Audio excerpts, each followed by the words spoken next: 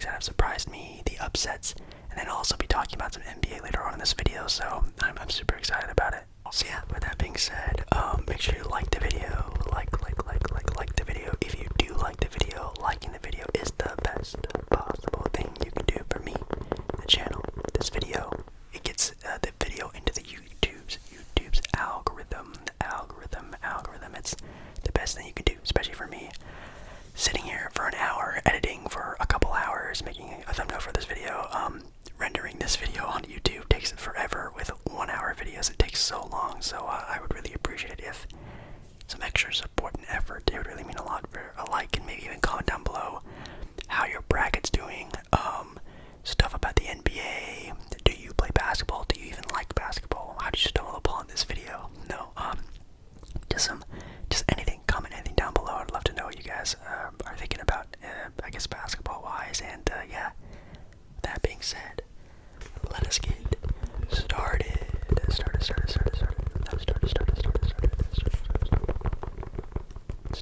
I kind of wanted to start this video just with some basketball sounds. I love basketball sounds.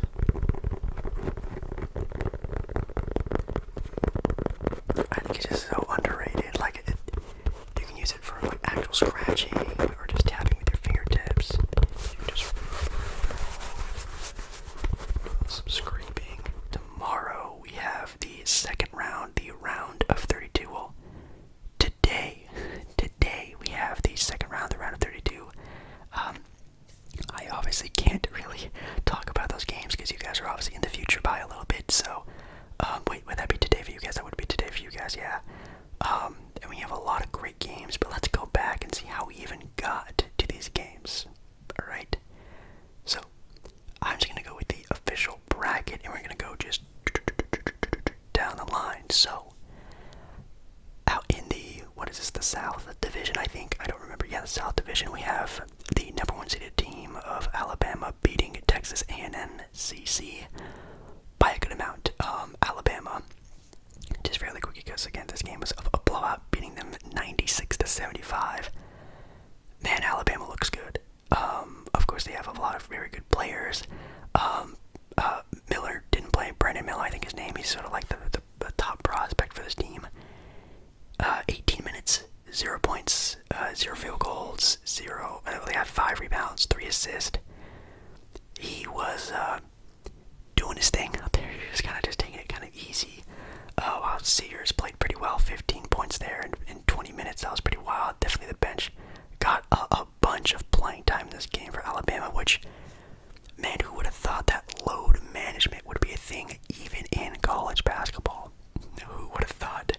I'm really hoping to see at least a, or even a couple of string of big games from Brandon Miller, because obviously he's like a top 5 pick locked in. He could even be the 3rd pick behind, obviously, Victor Wembanyama and even Scoot Henderson. So he's gonna be a good player one day. Next up, we have the 8 seed and the 9 seed, Maryland, West Virginia. Crazy game, which I think everyone knew this game was gonna be super crazy. I think it even came down to the last play. They won. Maryland did 67-65. That was a very fun game. I think I ended up picking.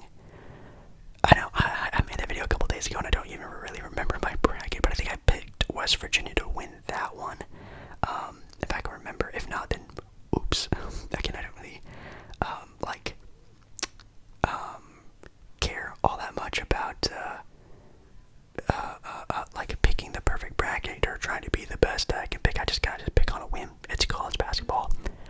Literally anything can happen, but really cool to see Maryland do well. I think also Maryland was ranked, I think, or wasn't Maryland ranked at number 1 at one point in time, or ranked in like the top 5? They're a good team, so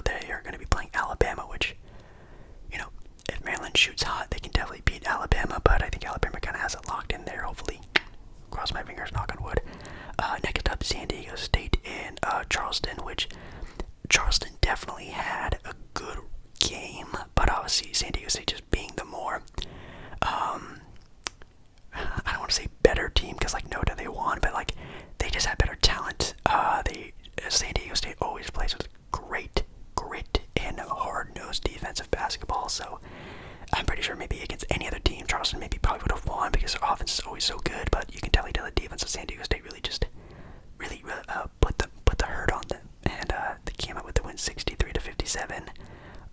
They are going to be playing Virginia didn't win their game against Furman. Furman won on maybe the game of the tournament. I think it's definitely the shot of the tournament. It wasn't a buzzer beater. I think Virginia had a couple seconds left, maybe, to do something. But I think it also could have been a buzzer beater because I watched this game and I was freaking out. I couldn't believe it because everyone had Virginia beating Furman. I think this was actually the first bracket buster type of victory for Furman, which again is a college I have never heard about before. I don't know if they even have ever been in a March Madness tournament before. I literally would have no idea. Let's see. They shot 39% from the field, while Virginia shot 44%, shooting 2 more shots, which is kind of impressive. But what was really impressive, and I said it, I keep saying this, teams who hit the threes win the games.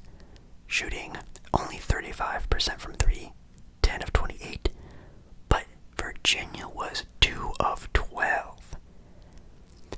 Imagine basketball in the year 2023 when you're only putting up 12 three-pointers. Some players aim to shoot 12 three-pointers in a game by themselves, and as a team you only shoot 12. Do they just not have good shooters, or do they just literally don't run 3-point shot plays, even kickouts? They don't look for anything like that. Man, that's crazy. Getting about the same amount of free throws. They even lost the rebound battle. Pretty crazy that Virginia kind of let them into this game because of, I don't want to say poor shot selection, but dude, in my opinion, 3-point shots are so important in today's NBA game and how fast-paced it is. Not only just obviously the pro side of things with the NBA, but even in college, I feel like you gotta improve on that. Furman got that idea, shooting more than double their shots from 3, which means you get more points. So shout out to Furman and shout out to that dude who had that steal. Good, almost like a football catch. Good pass, good shot. GG. Little bracket buster there. Creighton ends up beating NC State. NC State did put a little scare on Creighton, but Creighton came back in the second half. Ended up having a pretty good game. Baylor beats UCSB, which I think also for a little bit, UCSB was doing kind of okay.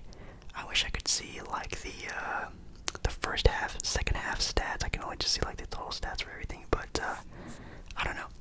They only shot 9 free throws, by the way, the entire game, which is pretty crazy. Only went to the line. What is that? 2, 4, 6, 8. Oh God, yeah, that's not enough times to go to the line. Getting massively out-rebounded as well. 14 turnovers.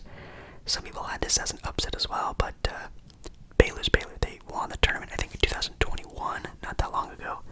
Definitely looking pretty good, having a good matchup there. Creighton versus Baylor, that's almost like another sort of 50-50 game. I feel like Creighton's offense with Baylor's hustle and rebounding, that's going to be a good matchup to sort of watch.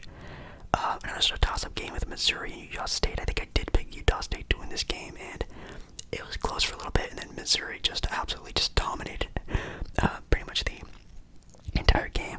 Utah State was, in the regular season, a pretty good 3-point shooting team, but this night shooting only 16% from 3, with Missouri, guess what, hitting 40%. So again, 3-point shooting, very underrated stat. I feel like in college basketball, if you just get a team who gets a one hot night, they can literally beat anyone. Pretty crazy. Let's see, anyone from Missouri having a crazy game. We had Hodge. I don't know what his first name is. It's D. Hodge. Played 37 minutes. Oh my God. 37 minutes. I don't think I've ever really seen a player like that before. Having 23 points, 5 3-pointers, 4 rebounds, 2 assists, 4 steals. Wow, okay. That guy kind of went off. But get this. In that win, Missouri bench points 8. Missouri had one player score 8 points off the bench, which is hopefully something that's not going to bite them in the butt, but I don't think it will, because in the next matchup,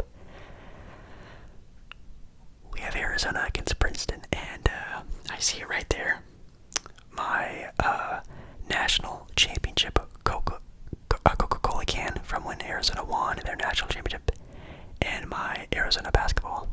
I'm sitting there. And I said it in my video.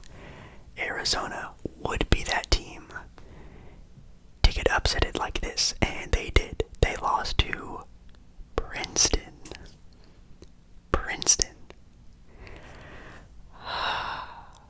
Anyways, this was just a disgusting game.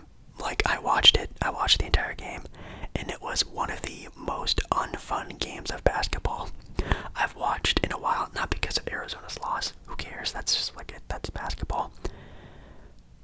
26 made attempts from Princeton and only 24 made attempts from Arizona. They put the ball in the basket only 24 times the entire game. My God.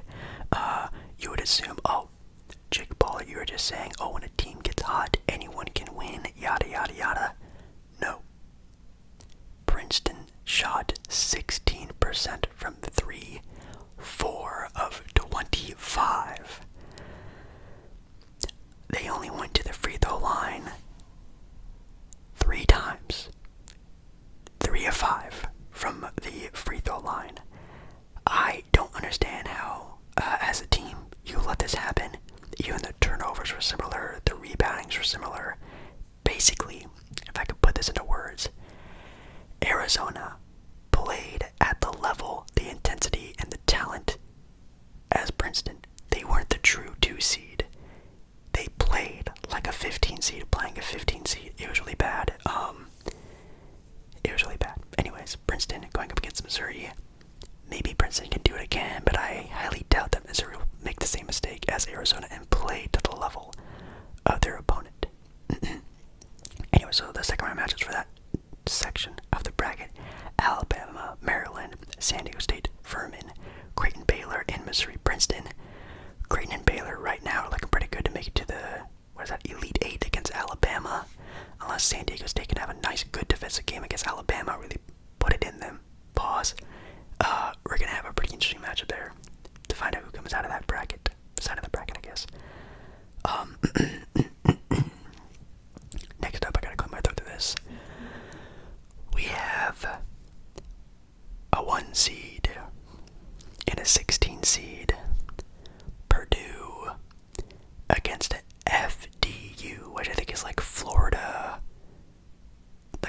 something University, something like that. I have no idea, but they're the Knights. Shout out to the Knights. Yeah, they lost. And when I mean they, I mean Purdue. Purdue, a 1 seed, losing to a 16 seed. Second time ever in NCAA history, only to UMBC beating, I think it was Virginia a couple years ago. And what a game to watch. Purdue looked like they were rattled by this team. They almost played scared, in my opinion. Like the look, the confidence, the everything of this Purdue team in the final 5 minutes of this game were just like they were like a JV team playing against varsity. Like they knew that they were gonna lose, and they were kind of playing to that. And the energy, the hustle, the emotion, the intensity of the 16 seed apparently trying to beat a 1 seed got to them. And again, kind of like with Arizona, they sort of played to their own opponent's intensity and feeling, and they were scared to lose. And that's the problem. You can't be scared to lose. You gotta go out there and build off of something, and they just couldn't. Let's see, no one really on FDU really went off. You had one player scored 19 points and more, which is pretty good.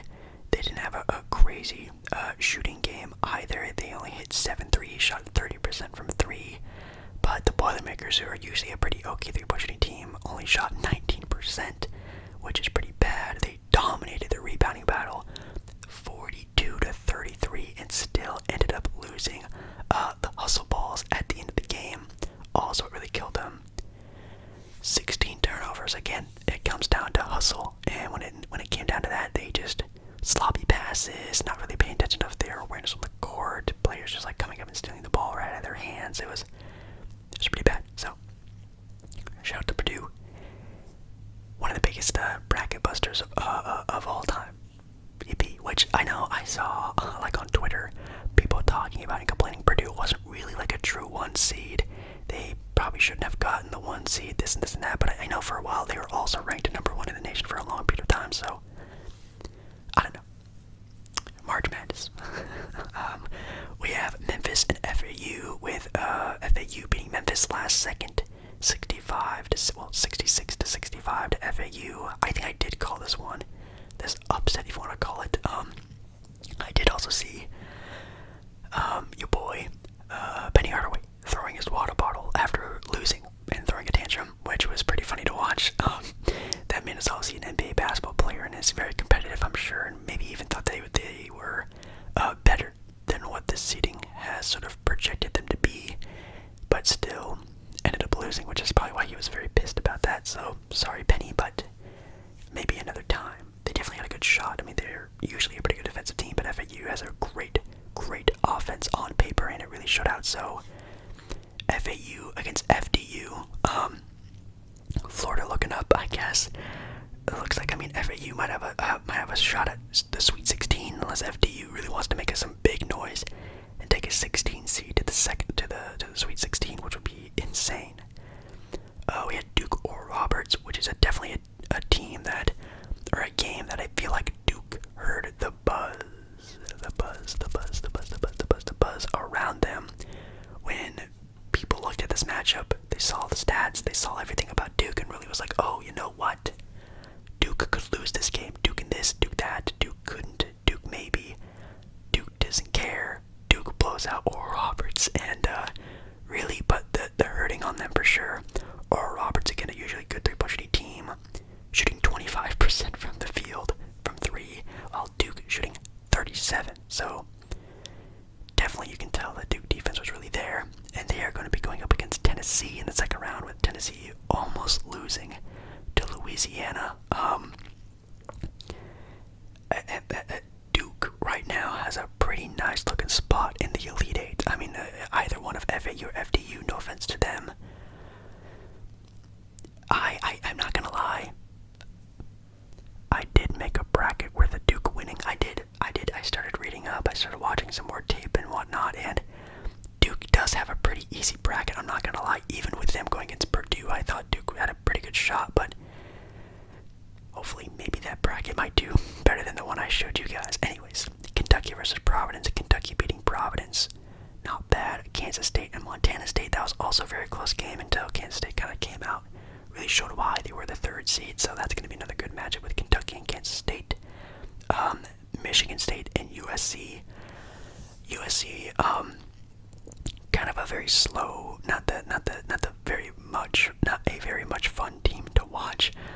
Michigan State kind of handled them pretty well, and then you have Marquette beating Vermont. So Michigan State versus Marquette, that's going to be a game I am 1000% not going to miss. That has a potential to be a very, very, very close game. So yeah, that's going to be a crazy side of the bracket. I mean, again, Duke is they're looking pretty nice right now on their side of the bracket. Other side of the bracket in the Midwest Division, Houston beating Northern Kentucky, which I'm not going to lie, Northern Kentucky had this game kind of back and forth a little bit in the first half. Second half, Houston kind of came out there and showed again why they are the number 1 ranked AP team in the entire country. Then we had Iowa and Auburn. Auburn taking care of them 83 to 75. Miami beating Drake, which was almost a potential upset, and I know a lot of people who picked the Drake upset, which I think I did. It was happening. It was looking pretty good, and then Drake just didn't really look great in like the final 5 minutes. I think I saw the stat where they only scored like 5 or something points in like the last like 6 minutes of the game. Like they were just cold at the end of the game, and that's what you can't do as an underdog, underseeded team. You have to keep applying the pressure in the heat to your opposing team, and Miami, props to them, didn't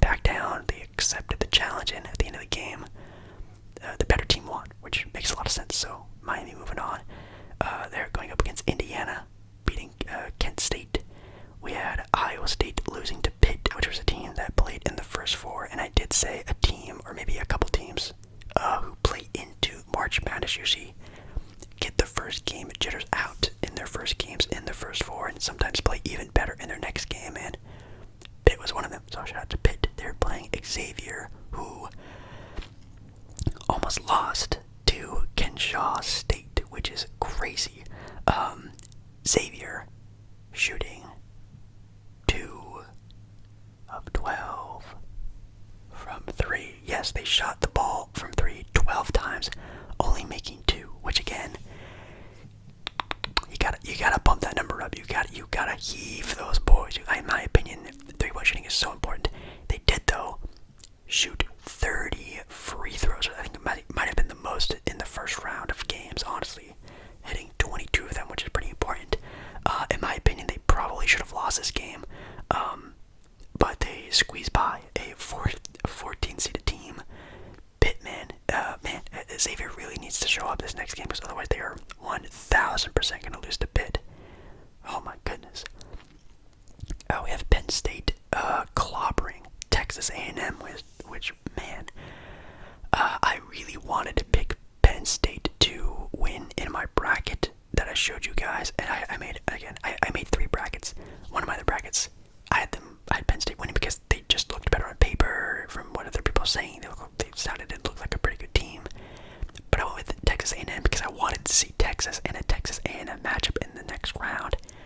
I should have went with my gut feeling, because Texas ended up beating Colgate by a mile. So Texas is looking pretty good on that side of the bracket, even against Pitt or Xavier. Xavier's not looking like they're in their top tier shape either. So man, Texas is looking mighty fine to make it pretty far. And I don't know, man, Houston looks beatable. So if Auburn really applies that pressure pretty well, get some good perimeter defense, and just get those rebounds, man, they are going to be a problem for Houston, man. And the last out of the bracket, Kansas versus Howard. Kansas dominates them. That's how 1 seed should dominate their first round matchup. Arkansas and Illinois. I know I picked Illinois in the bracket I showed you guys. I did make another bracket where Arkansas won, and I know I wanted to pick Arkansas. I should have picked Arkansas for you guys, but I didn't. But they ended up winning, so that's really cool. Team I kind of wanted to win moves on against Kansas, and I really wanted him to win because I think Arkansas will have the best chance, I think, of beating Kansas, and I stand by that. I think that's a very big possibility. No offense to any Kansas fans out there. I also really like the Jayhawks. They're probably like my second or third favorite college basketball team, but I really like to see it when the number 1 seeded team gets a lot of, I want them to go through the grind of a winning an NCAA tournament. I like seeing the 1 seed go through like a hard sort of a couple teams, because usually obviously when you're the 1 seed you have the easiest route. I want to see one kind of struggle a little bit. Well, one obviously did already. St. Mary's beats VCU. UConn and Iona was interesting because UConn sucked in the first half. They were terrible. Again, I wish I could see the stats of just the first period, first half against Iona, because I think it was the game was tied, or even Iona was leading for a little bit, and then second half, UConn that takes care of them, which is pretty good. She's scoring 87 points, which I think might have been the most in the entire first round. I think the lowest we got was 41, and that was from Iowa State. But yeah, that's pretty crazy. I actually kind of want to see. They were 11 of 25 from 3. They shot 12 free throws. They rebounded the ball 45 times against a 29 Iona team. Wow, that's a pretty dominant win. They're going against St. Mary's. That's going to be a good game, really good game. I think UConn still has it, but definitely some upset potential, even though it's not really an upset. Excuse me. We have TCU squeaking by Arizona State again. They're one of those first 4 teams. Arizona State, I knew they were going to play hard. And I think in my bracket that I showed you guys, I had Arizona State winning this game. So close. Very close. I really like Arizona State's jerseys, by the way. They look pretty cool. But TCU winning this game. So by the way, I'm going to open up and chew some gum. Super sorry if this is not really your forte, but I realized I probably should do some type of triggers throughout this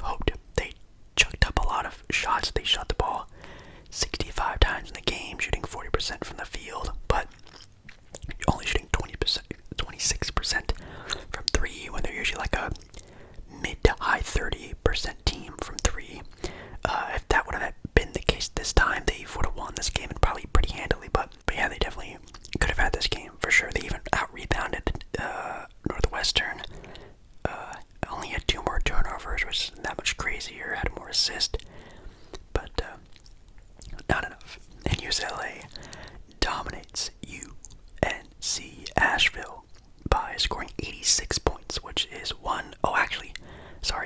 Kansas, by the way, has the most points. I totally overlooked that moment. Scoring 100 points in a college basketball game is actually kind of crazy, but anyways, UCLA moving on against Northwestern.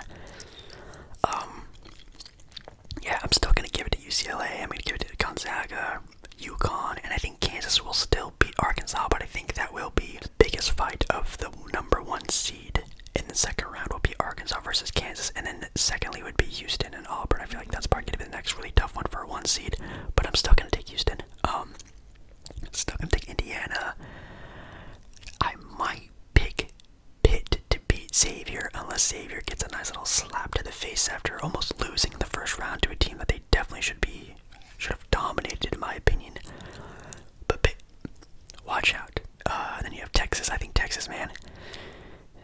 Texas, in my opinion, might win the entire, Midwest bracket. In my opinion, they just looked really well ran. Honestly, in their first game, sure, could have just because they were against Colgate, but they shot 56% from 3, 53% from the field.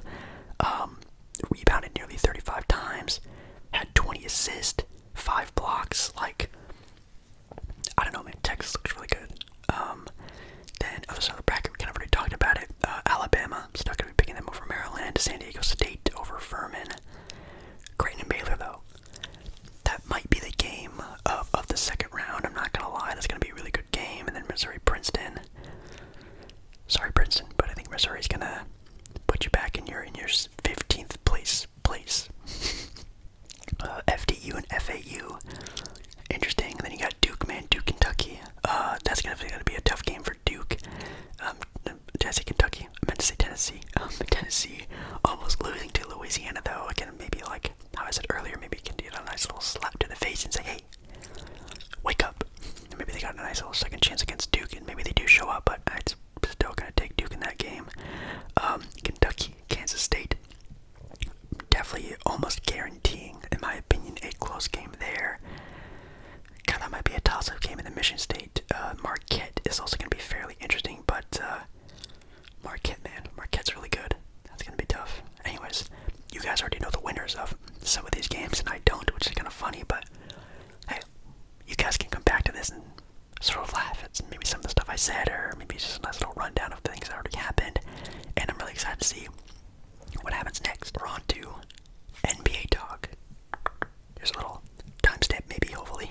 Maybe someone will do down in the comments when I start talking about the NBA, but now we're going to talk some NBA, which I'm actually pretty excited about finally. I don't really get to talk NBA a whole lot because it's pretty bland, not going to lie. Right now is the dip before the intense uprise of the NBA where the playoffs start and, all the fun stuff finally starts to happen. Right now we're kind of in the mode where, good teams are not really caring about wins and losses, and then you have the bad teams who are just tanking, so it's just kind of a bland part of the season, but who cares? Taking a look at the Eastern Conference, we have the Bucks in the number 1 spot, Celtics at 2, Sixers at 3, Cavaliers at 4, Knicks at 5, Nets at 6, Miami Heat at 7, Hawks at 8, Raptors at 9, Bulls at 10, Pacers 11th,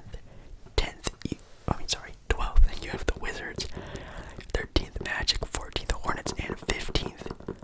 You got the Detroit Pistons in last place. For the East, things have been pretty much, again, no offense, kind of stale. The Bucks, Celtics sort of run at each other of trying to get the 1 seed from each other. It looks like the Bucks are gonna not run away with it, but I think they're gonna end up with the number 1 seed. I'll say it again, shout out to the Bucks for sticking through that really, really, really, really hard time with all the injuries that they had. Even Chris Middleton not really looking like the player he used to be. It's kind of funny that at the start of the year, or I think even before the year even started, I even stated that, Milwaukee might need to start looking out and maybe looking to maybe upgrade around Giannis, maybe trade away Middleton, maybe trade away Drew Holiday, this and this and that. Obviously, Drew Holiday I was kind of wrong about, but man, Chris Middleton, he is, I don't know, man, he might be a player they might need to ship off, I think maybe this off season, because if Chris Giannis is a player that, man, can't even play a full season, can't even, play when play needs to happen, which, I mean, obviously he did when they won the title, of course, but I'm going to be knocking on wood right now, crossing my fingers, hoping that he can be fully healthy for another Bucks run, because you got the best player on the planet in his prime. You gotta start, like, wailing out these NBA Finals runs, because if you don't, it's a waste. And, I know Giannis loves Milwaukee, but I know he also is very competitive and very much wants to win. Not saying he's gonna ask out, but he's definitely gonna be maybe turning his head. And maybe one of these years, I don't know, but I think they're fine right now. I think they are a contender. I don't want to say they're my favorite in the East. Maybe they are, but they're looking pretty good. And the Bucks at number 2, again, sort of a team that I think is sort of accepted that they're not going to catch the Bucks. The Bucks have been very much up and down for a while now, and might be pretty okay with just getting the 2 or the 3 seed. Probably doesn't really matter that much to them, and also matchup-wise, doesn't really matter. Tatum still had a great year. Jaylen Brown, in my opinion, is still one of my favorite. He might be actually my favorite shooting guard in the entire NBA, and that team's deep. That team can definitely win it all as well. 76ers at 3, who are on right now a 7-game win streak.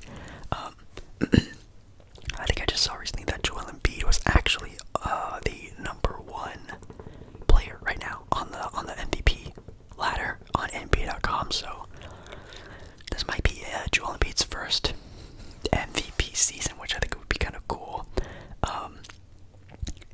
In my opinion, should he get it? I mean, I think Giannis right now still just has an amazing case for MVP.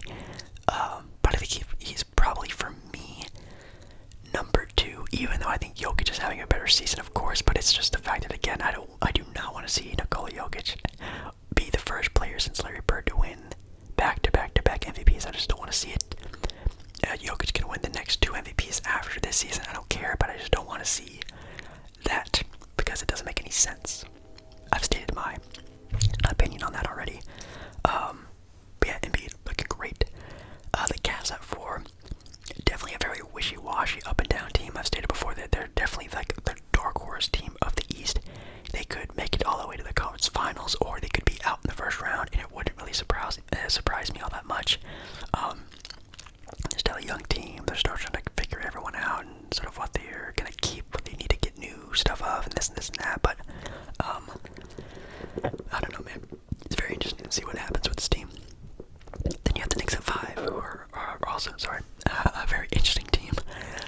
Of course, didn't really see the Knicks having this crazy of a run, but I guess any team in the NBA can get hot, and this team this year was the hottest team in the NBA at one point in time, on a 2-game win streak right now, and I don't think they'll catch the Cavaliers unless the Cavaliers have an absolute dry spell. But I think 5 for the Knicks is definitely like the peak of the New York Knicks basketball team could have been this year, and they hit the peak. They hit like their best possible NBA season. So we're gonna have to see that transitions into a second round, which I think is very possible, especially if they do match up against the Cavaliers, an unexperienced team. Although Donovan Mitchell is, a guy, he is one of the guys in the playoffs that always shows up. And as long as the Knicks defense, which they obviously have Tom Thibodeau, who's always a pretty good defensive scheming guy, you just gotta pray that, Julius Randle and Jalen Brunson have a good sort of outing, and I think the second round is definitely very possible. Anything after that, though, is and again, I don't want to hurt any Knicks fans' feelings, but they'd be facing against Milwaukee, which, I mean, come on, I don't know. They built the wall against Giannis, I guess, and they have a shot, but that's going to be pretty crazy. Then you have the Nets, who are falling slowly out of the playoffs. I don't think they, I think they'll stay probably around 7. I think the Heat will probably get that final 6th spot, which, if you don't know, the 6th spot is the last place in the standings that you don't have to do the play-in game. I think they will switch, so I think the Heat will probably face the Sixers in the first round, which, my God, the Heat in the Sixers in the first round. Yes, please sign me up. I'm watching every game. That's going to be so much fun to watch. We have some sleeper teams like the Toronto Raptors and the Chicago Bulls / the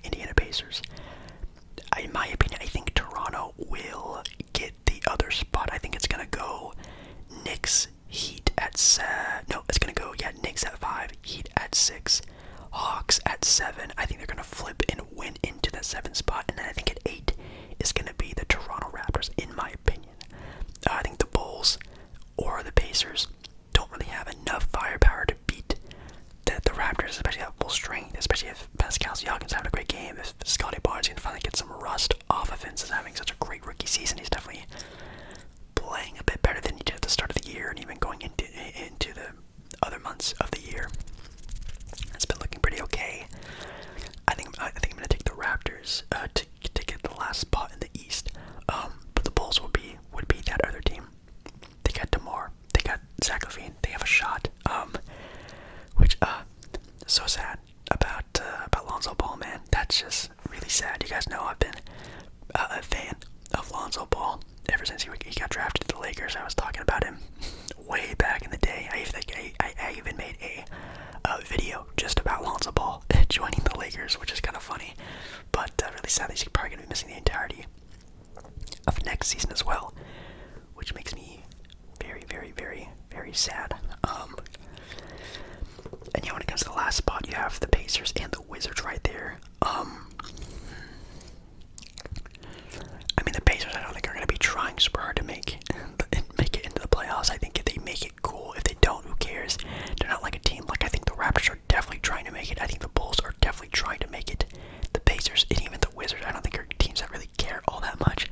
Maybe the Wizards more so because they have Bradley Beal, Kristaps, Kuzma. They have players that can definitely win them and will them further into the playoffs. Well, into a play-in scenario to get into the playoffs. But yeah, I'm not that confident in them. Then you have the Magic, Hornets, and the Pistons. They tanking. They're definitely tanking. I definitely think the Magic are a team that will be very interesting to see what happens to them in the draft. They can definitely jump up to top 4. Oh man, which would be crazy if the Magic could get another top tier talent guy like Scoot or obviously Wembanyama, even a guy like Brandon Miller, anyone adding to the collection that this Magic team already has. I mean, this team is just oozing potential, and one of these years it's gonna pop. And boy, are they gonna pop off! I feel like they're gonna be like maybe like the East Coast version of like the Memphis Grizzlies, where one year they're just going to be insanely good, and we're not gonna see it coming. I think it's gonna be kind of cool. And then the Hornets with Michael Jordan. Apparently, Michael Jordan is selling his stake in the Hornets, which I think he bought in at like 125, 150, 185 mil, and now it's worth about like over $1 billion. Which, shout out to MJ. Man's about to get paid $1 billion, which I think is probably pretty nice for him. He can bet it all on golfing. And then the Pistons are, they're betting on Wemby. Western Conference, going to that now kind of fast. Denver Nuggets in the first spot, Kings in the second spot, Grizzlies in the third spot. Fourth, we have the Suns. Fifth, the Clippers. Sixth, the Dallas Mavericks. Eighth, the Warriors. Seventh, the Warriors. Eighth, the Timberwolves. Ninth, the Thunder. 10th, the Lakers. 11th, the Jazz. 12th, the Pelicans. 13th, the Portland Trail Blazers. 14th, Rockets. 15th, you got the San Antonio Spurs taking over the last place spot in the NBA West. So yeah, I mean the West is interesting. Not like the East. I think the East, in my opinion, actually might have the most title contenders, in my opinion. I think, of course, well, I'll go over that later, but I think the East might actually have the Western Conference beat when it comes to that way, but the Nuggets are definitely one of the contending teams for sure. Nikola Jokic, like we're already talking about, is definitely an MVP candidate. Probably any other year would win the MVP, but this year he would not be getting my vote. And I don't know if he's going to be getting a lot of people's votes, but we're going to have to see if he can win MVP, because again, Larry Bird, last player to do it. Not LeBron, not Jordan, not Duncan, Kobe, Curry, Durant, blah, blah, blah. Name X and Y top 10, 15, 20 player in NBA history, but Nikola Jokic does. I don't know how I feel about that. King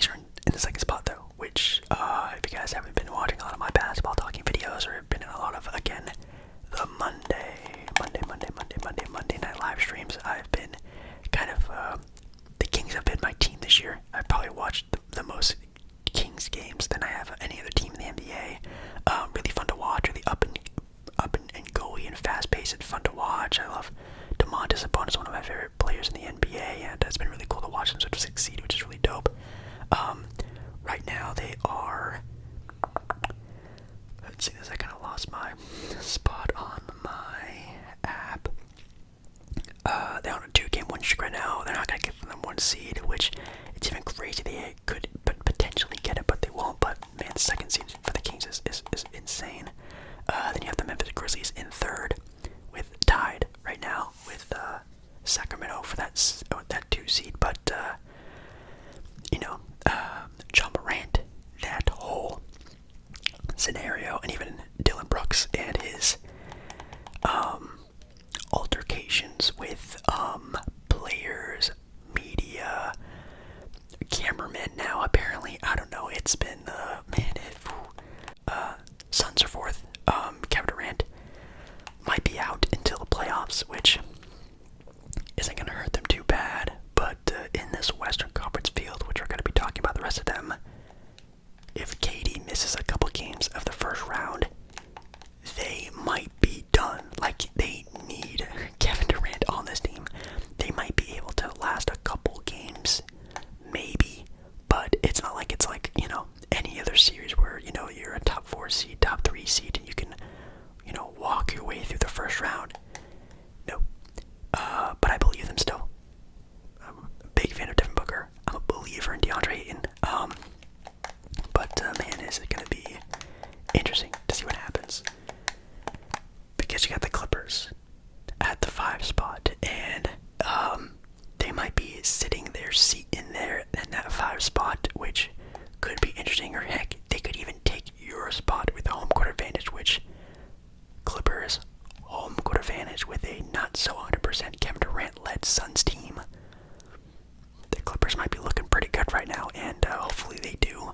Right now I'm kind of a Clipper fan because right now I'm kind of planning a trip loosely around a potential 2nd round Clipper maybe home game when I'm down in California visiting family. I can try to catch a Clipper playoff game when I'm down there. Obviously content for you guys and a nice fun basketball experience for myself. But yeah, Suns Clippers 4 and 5 could flip. That could be very exciting. 2 teams with a set of aging veterans with Chris Paul, KD, Paul George, Kawhi. The Clippers have a very deep team. The Suns kind of have a good team built around them. They obviously have the better other player with it, DeAndre Ayton being there, and even Chris Paul. Super exciting to see what happens with that. And obviously Devin Booker is kind of the X factor with how that sort of series goes. Then you have the Mavericks right below them, who have had players in and out way too much, especially with Luka Doncic and Kyrie Irving. Man, they just can't stay healthy. I think they'll find it. I think right now they're kind of loosely resting kind of Luka and Kyrie. I know they've kind of been in and out since due to injury, like I just said, but I think they're really gonna watch Luka and Kyrie because that's a duo that can make it to the conference finals for sure. So maybe right now they're just kind of, oh, you're not feeling great today, you can sit out today, you can sit out the next game. But I think definitely Kyrie or Luka could definitely play with these injuries in the playoffs if they really needed to, and I think they will. But right now they would face either Memphis Grizzly or Sacramento King team, which, oh man, I do not think they look too great in a matchup with them. But I think next season is going to be really important for the Mavericks, especially what happens with Kyrie, since technically he's going to be kind of a free agent. I think he has a player option, does he not? If he doesn't, boy oh boy, the Mavericks might have just traded away a lot. Some pretty good role players that played very well around Luka Doncic for nothing. So that's going to be very interesting. Then you have the Warriors at 7, who could definitely also be in that spot at 6. Yeah, honestly 4, 5, 6, 7, 8, kind of potentially 9 and 10, even 11 who are tied with the Lakers right now. It's all a jumble mess, which I love, but I also very, very, very, very much hate. It's actually pretty annoying to see all that, but anyways, because it's hard to make these type of videos because in a day or two, everything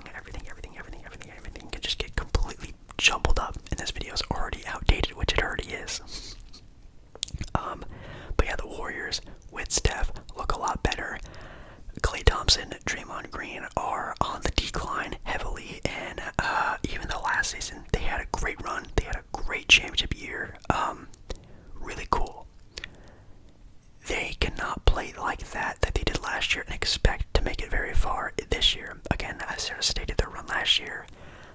They played Denver, who was only Jokic and a bunch of mid-role players. They played the Memphis Grizzlies, who are a very much under-challenged and just not ready for that type of challenge against a team that's been to many finals. They're obviously going to win that series. And then they played the Dallas Mavericks, who were just Luka Doncic coming off of a high, off of beating the number one seeded team in the West, and kind of gassed out against the Warriors. And then also played, no offense, a kind of youthful Boston Celtic team, but nothing to take away from them. Like I just said, they won the title. That's great and awesome. I just do not see it happening this year. If it does, I'll eat my words. They had Timberwolves, Thunder, Lakers. They're going to be flip-flopping a lot. In my opinion, I think at the end of the day, the Lakers will get that number 8 seed. I think they're going to be the 8 seed. I think they will have a play-in game, and they're going to win it out. Now, I think they will probably play Dallas or the Warriors. I don't know what one of those teams are going to flip out to be that 7 seed. And if, again, you don't know, the 8 seed plays the 7 seed to see who is the true 7 seed. Kind of confusing, but man, let's just say, hypothetically, the Lakers play Dallas. That's a pretty good series, and I think game. And I think the Lakers can actually beat Dallas in a single game elimination sort of game like that.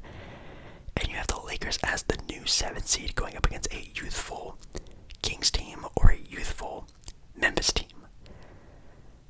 I'm really liking the Lakers' chance of actually moving on to the next round after that. Then what? They would play the winners of, who would that be? I guess technically that'd be the Warriors or the Grizzlies, or the Warriors or the Kings, which again, you know, as someone who watches a lot of Laker games, kind of a fan of the Lakers as well. That doesn't sound too bad, but we're gonna see if they can even get there, and obviously again, knock on wood, stay healthy. I think the Thunder are probably gonna be the team that misses out, and I think the Timberwolves will also be a team that's gonna miss out. I think it's gonna go either Mavs, Warriors at 6, then again Mav, Warriors at 7, and then you have the Lakers at number 8. Or actually, I think it's gonna go 6, 7, 8 are gonna be either one of the Mavericks, Warriors, and the Lakers, some sort of combination of those 3 teams. If that makes any more sense. And then you have the final spots. Jazz 11th. They're tanking for Wemby. Pelicans, they just got seriously hurt with injury. I don't think they're gonna make it either. I mean, Zion is just he's a blessing and a curse. He's a guy who can either make this team a top 4, playoff contender, or he's going to drag this team to the bottom of the barrel because he just can't stay healthy. You're gonna have to find out which one he is, and if you realize he is the latter, you gotta think about trading him. In my opinion, I'm not gonna say anytime soon, but definitely maybe after his rookie contract, after you give him a big time signing, because you kind of have to do it because he's Zion. If he's still this wishy-washy guy who only plays like 30-40 games in a season, in my opinion, you gotta start looking elsewhere to sort of see what you can capitalize on as sort of potential, which some teams are gonna oversell on. So you gotta keep it in that noggin. Blazers at 13. They are right now tanking, which some people might be laughing at. I am also laughing at. I think it's very funny. Blazers at one point in time were a top 4 seed in the West, and then slowly started to fall. Injuries, bad play, blah blah blah. It is what it is. And now the Blazers are officially tanking for Wembanyama, which is something that they said they weren't gonna do. And now we're doing it. Right now, I think the Blazers have the 6th best odds, which I think it's like a 12% chance of getting the number 1 pick. If you're a Portland fan, you're just praying that pick jumps to top 4, and then maybe you can trade it for something, some player, some disgruntled, almost, or even a all-star. I think that's a great idea, but if the Blazers actually keep and draft a player this year like they did last year, I will cry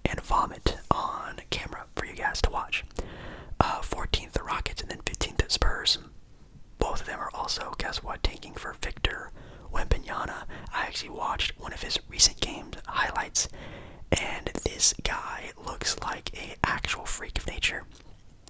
But I've stated this before, again, on the Monday night live streams, which again, I highly recommend you come by a Monday night live stream. I'm not necessarily saying Wemby is going to be a bust, but I do not think he's going to be the player that everyone's hyping him to be. People are calling him this generation's Hakeem Olajuwon. He is a once-in-a-generational type of talent. Apparently, some GMs would rather take rookie Wembanyama than rookie LeBron James. That is an actual article that is out there. I think Victor is going to be good. I think he's going to be an all-star. I think he's going to be a really good player, but I do not think he's going to be a savior of a franchise. I just don't think he will be. Could he be like a better version of Evan Mobley? Yeah, I think he's a guy who could probably average around, give or take 20, have some good blocks like Miles Turner, but he's not going to be, changing the tides for a franchise, at least in my own opinion. I think Scoot looks really good. Brandon Miller looks really good. This draft is really deep, but I don't know. I don't think this draft is a generational draft like some people are hyping it up to be. I think it's gonna be a good one. Gonna be a lot of all-stars, but I don't think Victor Wembanyama, like people are assuming he's gonna be a new potential top 10 player of all time candidate. No, but I'm excited. I'm super excited to see him play in the NBA because obviously when you have a guy who's played overseas, he knows how to play with grown men. We saw with Luka Doncic, and that is obviously very well. Same thing with Giannis Antetokounmpo, looking like it's going pretty good for him. We're gonna see. So I don't know if he looks good, but it might be overhyped. Maybe I'm just wrong. I don't know, but I hate overhyping on players. I was the same thing with even Zion. When people were calling Zion the next LeBron James, I was like, he's gonna be really good. He's gonna be an all-star. He might be the new face of the NBA, but is he gonna be changing the tides of the NBA's sort of picture anytime soon? No. And so far I've been right. So I'm not hoping that he's bad. I'm knock on wood on him, but yeah, I don't know how I feel about Victor. You can let me know down in the comments how you feel about Victor Wembanyama, what team you want him to be on. I think, of course, obviously if Portland gets the number 1 pick, of course I want Victor Wembanyama on Portland, but I'm not going to be expecting him to automatically come with 2 NBA rings if someone drafts him, but that would be kind of nice. Or maybe the Blazers trade the number 1 overall pick. I wonder what a franchise would give up for the number 1 overall pick. You think if the 76ers lost in the first round against Miami, you think the Sixers would trade Joel Embiid for the number 1 overall pick? Let me know if you're a Sixers fans. Would you trade Joel Embiid for Victor Wembanyama, hypothetically? That's kind of an interesting sort of take. I don't know. Anyways,